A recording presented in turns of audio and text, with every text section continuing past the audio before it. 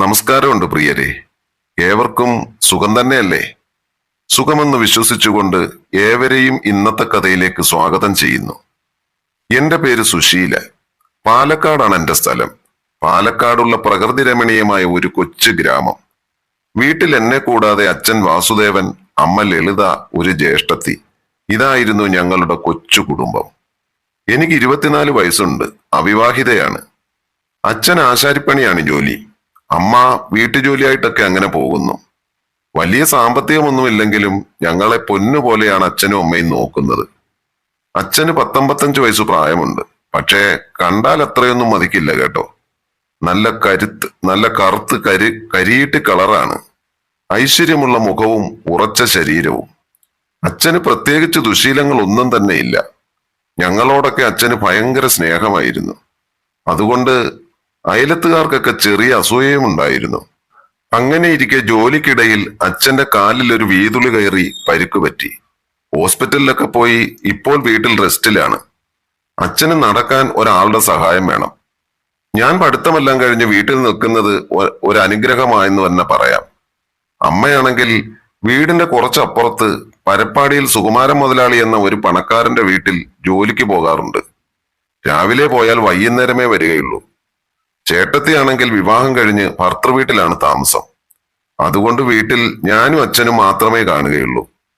ചേട്ടത്തിയുടെ husband electricity ബോർഡിൽ ലൈൻമാനാണ്. എന്നെക്കുറിച്ച് വർണ്ണിച്ചാൽ കാണാനൊന്നും വലിയ തരക്കേടില്ല. വെളുത്ത് ആവശ്യത്തിന് തടിയും പിന്നെ പുരുഷകേസരികൾ ഇഷ്ടപ്പെടുന്നവയെല്ലാം ആവശ്യത്തിലധികമുണ്ടെന്ന് തന്നെ പറയാം. അങ്ങനെ അച്ഛനും ഞാനും മാത്രം വീട്ടിലുള്ള സമയം അച്ഛനെ എഴുന്നേൽപ്പിച്ച് കുളിമുറിയിൽ കൊണ്ടുപോവുകയും എല്ലാം കഴിഞ്ഞ് അച്ഛനെ താങ്ങിപ്പിടിച്ച് കട്ടിലിൽ കൊണ്ടുവന്നിരുത്തുകയും ചെയ്യും. ഒരു ദിവസം അച്ഛൻ പറഞ്ഞു, മോള് ഈ അച്ഛന് വേണ്ടി ഒരുപാട് കഷ്ടപ്പെടുന്നുണ്ടല്ലേ? മോൾക്ക് അച്ഛനൊരു ബുദ്ധിമുട്ടായോ? എന്തൊക്കെ അച്ഛായി പറയുന്നത്? എനിക്കങ്ങ് ഒരു ബുദ്ധിമുട്ടും ഇല്ല. എന്റെ അച്ഛന് വേണ്ടിയല്ലേ. എന്റെ മോൾ ഇങ്ങനെ നിന്നാൽ മതിയോ? എന്റെ മോൾക്ക് ഒരു അന്തിക്കൂട്ടൊക്കെ വേണ്ടേ? പുഞ്ചിരിച്ചുകൊണ്ട് അച്ഛൻ എന്റെ കവിളിൽ തലോടി. അപ്പോൾ ഞാൻ പറഞ്ഞു, അച്ഛാ, എനിക്കൊരു ജോലിയൊക്കെ കിട്ടിയിട്ട് മതി കല്യാണമൊക്കെ. അപ്പോഴേക്കും അച്ഛന്റെ കാലും ശരിയാകും. എന്താ പോരെ? അച്ഛൻ എന്നെ നോക്കി ഒന്ന് ചിരിച്ചു. അങ്ങനെ ജീവിതം തട്ടിയും മുട്ടിയും ഒക്കെ മുന്നോട്ട് പോകുമ്പോഴാണ് ഒരു ദിവസം എന്റെ ചേച്ചിയും ചേട്ടനും തമ്മിൽ എന്തോ ഒരു ചെറിയ സൗന്ദര്യപ്പിണക്കം. ചേച്ചി വീട്ടിൽ വന്ന് നിൽക്കാൻ തുടങ്ങി. ഇടയ്ക്കിടയ്ക്ക് ചേച്ചിയും അച്ഛനെ പരിപാലിക്കാൻ തുടങ്ങി. അങ്ങനെ ഞാനും ചേച്ചിയും വീണ്ടും ഒരു മുറിയിലായി കിടത്താം. രാത്രിയിൽ ഞങ്ങൾ ഓരോ വിശേഷങ്ങളൊക്കെ പറഞ്ഞ് അങ്ങനെ കിടക്കും. എന്റെ ചേച്ചിയെക്കുറിച്ച് പറഞ്ഞാൽ ചേച്ചിയെ കാണാനും അതിസുന്ദരിയാണ്. എന്നെ പോലെ വലിയ തടിയൊന്നുമില്ല. സ്ലിം ബ്യൂട്ടിയാണ് ചേച്ചി. ചേച്ചി പഠിത്തക്കാര്യത്തിൽ മിടുക്കിയായിരുന്നു. എല്ലാത്തിനും ഫസ്റ്റ് റാങ്ക് ആയിരുന്നു. എന്നെ പോലെയല്ല. ഞാൻ കഷ്ടിച്ചു പാസ്സായെന്ന് പറയാം. എന്റെ ആഗ്രഹം ഒരു ടീച്ചർ ആകണമെന്നായിരുന്നു. അങ്ങനെയാണ് വളരെ പ്രയാസപ്പെട്ട് BEd വരെ ഞാൻ പഠിച്ചത്. ചേച്ചിയാണെങ്കിൽ പഠിക്കുന്ന കാലത്തും സ്കൂളിലെ സൗന്ദര്യ റാണിയായിരുന്നു. ഒരുപാട് പയ്യന്മാർ ചേച്ചിയുടെ പുറകെ നടന്നതാണ്. അങ്ങനെ പുറകെ നടന്ന ഒരു പയ്യനാണ് രാജേന്ദ്രൻ ചേട്ടൻ. അത് വീട്ടിൽ പൊക്കി രാജേന്ദ്രൻ ചേട്ടനെ കൊണ്ട് തന്നെ ചേച്ചിയെ കെട്ടിച്ചു. പിന്നീടാണ് ചേട്ടന് സർക്കാർ ജോലിയൊക്കെ കിട്ടിയത്. രാജേന്ദ്രൻ ചേട്ടനെ കാണാനും നല്ല സുന്ദരനായിരുന്നു. അങ്ങനെ ചേച്ചിയുടെ ജീവിതം അടിച്ചു പൊളിച്ച് നടക്കുന്നു. പലപ്പോഴും ചേച്ചിയുടെ ധാരാളിത്തം പറഞ്ഞുകൊണ്ടാണ് രണ്ടുപേരും തമ്മിൽ എന്നും വഴക്കും വക്കാണവും. പിന്നെ ചേട്ടന്റെ വീട്ടിൽ കൂട്ടുകുടുംബമായിരുന്നു. എങ്കിലും ചേച്ചിക്ക് അവിടെ അടിപൊളിയായിരുന്നു. പക്ഷേ ചേച്ചിയുടെ ഈ ധാരാളിത്തം അതുകൊണ്ട് മാത്രമാണ് അവർക്കിടയിൽ എന്നും പ്രശ്നം. പക്ഷെ രാജേന്ദ്രൻ ചേട്ടന് ചേച്ചിയോട് ആത്മാർത്ഥ സ്നേഹമായിരുന്നു. ഇത്രയും സുന്ദരിയായ ചേച്ചിയെ പിരിഞ്ഞിരിക്കാൻ രാജേന്ദ്രൻ ചേട്ടന് പറ്റില്ല. അതുകൊണ്ട് 3-4 ദിവസം കഴിയുമ്പോൾ ചേട്ടൻ വന്ന് ചേച്ചിയെ കൂട്ടിക്കൊണ്ടു പോകാറാണ് പതിവ്. അങ്ങനെ ഇരിക്കുമ്പോൾ ഒരു ദിവസം ചേച്ചിയെ തിരികെ കൂട്ടിക്കൊണ്ടു പോകാൻ രാജേന്ദ്രൻ ചേട്ടൻ വന്നു. ചേട്ടൻ വീട്ടിൽ വന്നാൽ പിന്നെ ചേച്ചിക്ക് ദേഷ്യമൊന്നും കാണില്ല. വേഗം ചായയോ കാപ്പിയോ വല്ലതും ഇട്ടുകൊടുക്കും. അപ്പോഴേക്കും ഞാനും ചേട്ടനും എന്തെങ്കിലും സംസാരിച്ചുകൊണ്ടിരിക്കും. അങ്ങനെ സംസാരിച്ചുകൊണ്ടിരിക്കുമ്പോൾ ചേട്ടന്റെ നോട്ടം എന്റെ ശരീരത്തിന്റെ പല ഭാഗത്തോട്ടും തെന്നി നീങ്ങുന്നത് ഞാൻ ശ്രദ്ധിക്കാറുണ്ടായിരുന്നു. ചേച്ചി 5-6 ദിവസം പിരിഞ്ഞു നിന്നതല്ലേ, അപ്പോ അതിന്റെ ഒരു ഇളക്കം കാണുമല്ലോ. ഞാൻ മനസ്സിൽ ചിരിച്ചു. അങ്ങനെ വൈകുന്നേരമായപ്പോൾ രണ്ടുപേരും കൂടി അവരുടെ വീട്ടിലേക്ക് മടങ്ങി. പിന്നെ കുറച്ചു ദിവസത്തേക്ക് രണ്ടുപേരുടെയും അനക്കമൊന്നും ഉണ്ടായിരുന്നില്ല. അങ്ങനെ ഇരിക്കുമ്പോഴാണ് രാജേന്ദ്രൻ ചേട്ടൻ എനിക്കൊരു ജോലി ശരിയാക്കി തന്നത്. ചേട്ടന്റെ വീടിനടുത്തുള്ള ഒരു ഇംഗ്ലീഷ് മീഡിയം സ്കൂളിലാണ്. അവിടെ തൽക്കാലത്തേക്ക് കയറിക്കൊള്ളാൻ പറഞ്ഞു. അങ്ങനെ ഞാൻ അവിടെ പോയി ജോയിൻ ചെയ്തു. വലിയൊരു സ്കൂളായിരുന്നു അത്. എന്നെ പോലെ ഒരാൾക്ക് ആദ്യമായിട്ട് അവിടെ ജോലി കിട്ടിയത് തന്നെ ഒരു ഭാഗ്യമായി ഞാൻ കരുതി. ആ സ്കൂളിന്റെ പ്രിൻസിപ്പാൾ ചേട്ടന്റെ ഒരു സുഹൃത്തായിരുന്നു. പ്രിൻസിപ്പാൾ ശകലം പ്രായം ചെന്ന ഒരു മനുഷ്യനായിരുന്നു. എങ്കിലും അയാളുടെ ആ അടിമുടിയുള്ള നോട്ടമൊന്നും എനിക്കത്ര സൂചിച്ചില്ല. മുമ്പ് ചേട്ടന്റെ വീട്ടിലൊക്കെ വന്ന് ഞാൻ അയാളെ കണ്ടിട്ടുണ്ട്. അയാളുടെ പേര് ശ്യാം സുന്ദർ എന്നായിരുന്നു. അങ്ങനെ ഞാൻ പെട്ടെന്ന് തന്നെ സ്കൂളിലുള്ള എല്ലാവരുമായി അടുത്തു. അവിടെയുള്ള ടീച്ചർമാർക്കെല്ലാം എന്നെ വലിയ കാര്യമായിരുന്നു. അങ്ങനെ അവരെല്ലാവരുമായി ഞാൻ കമ്പനിയായി. അങ്ങനെ എന്റെ ആദ്യത്തെ ദിവസം നല്ല രീതിയിൽ പെർഫോം ചെയ്തു ഞാൻ. പിള്ളേരൊക്കെ കുറച്ച് കുസൃതിയാണെങ്കിലും അവരൊക്കെ നല്ലപോലെ പഠിക്കുന്ന കുട്ടികളാണ് എല്ലാവരും. ഞാൻ എല്ലാം കഴിഞ്ഞു പോകുമ്പോൾ രാജേഷ് സാർ എന്നെ നോക്കി എന്തോ കമന്റ് അടിക്കുന്നത് ഞാൻ കണ്ടു. അയാൾ സാധാരണ അങ്ങനെയൊന്നും നോക്കാറില്ലാത്തതാണ്. മാത്രവുമല്ല, അപ്പോൾ ഞാൻ ധരിച്ചിരുന്ന വേഷം സാരിയായിരുന്നു. രാജേഷ് സാർ എന്നെ നോക്കി സിന്ധു ടീച്ചറോട് ചിരിച്ചുകൊണ്ട് എന്തൊക്കെ പറയുന്നത് ഞാൻ കണ്ടു. ഞാനതൊന്നും മൈൻഡ് ചെയ്തില്ല. ചിലപ്പോൾ എന്നെ കാണാൻ കൊള്ളാം എന്നൊക്കെ പറഞ്ഞതാവും എന്ന് ഞാൻ കരുതി അതങ്ങ് വിട്ടുകളഞ്ഞു.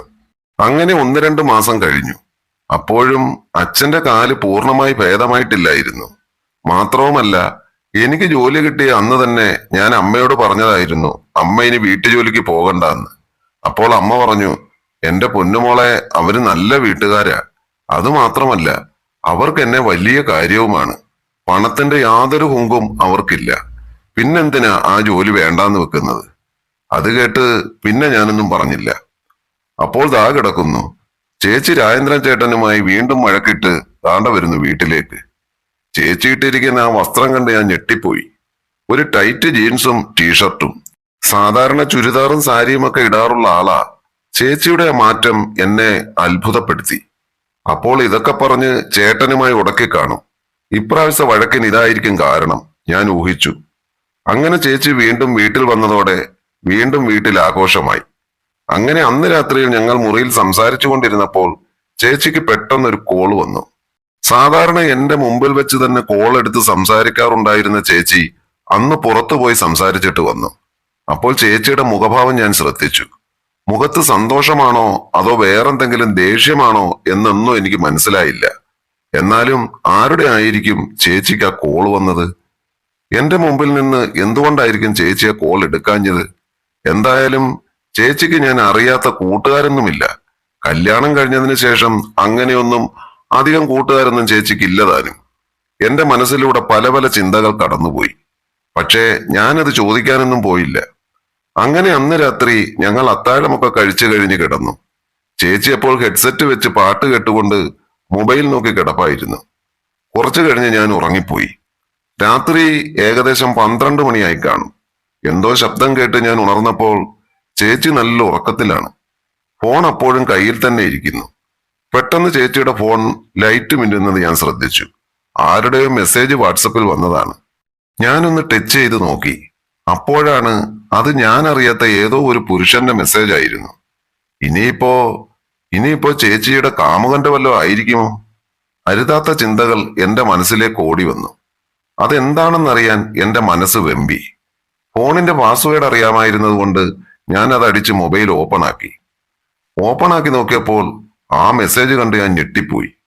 ഞാൻ വിചാരിച്ചതുപോലെ തന്നെ ഞാനൊന്ന് സ്ക്രോൾ ചെയ്ത് നോക്കി. എന്റെ തമ്പുരാനെ, എന്തൊക്കെ മെസ്സേജുകളായത്! ഹോ, അതൊക്കെ കണ്ട് എനിക്ക് ആകെ വല്ലാതായി. എന്റെ ശരീരം ആകെ കുളിരുകൂരി. അപ്പോഴാണ് അച്ഛന്റെ വിളി ഞാൻ കേട്ടത്. ഞാൻ പേടിച്ചുപോയി. ഞാൻ മൊബൈൽ അവിടെ തന്നെ വെച്ചിട്ട് ഞാൻ പെട്ടെന്ന് അച്ഛന്റെ മുറിയിലേക്ക് ചെന്നു. എന്താ അച്ഛാ?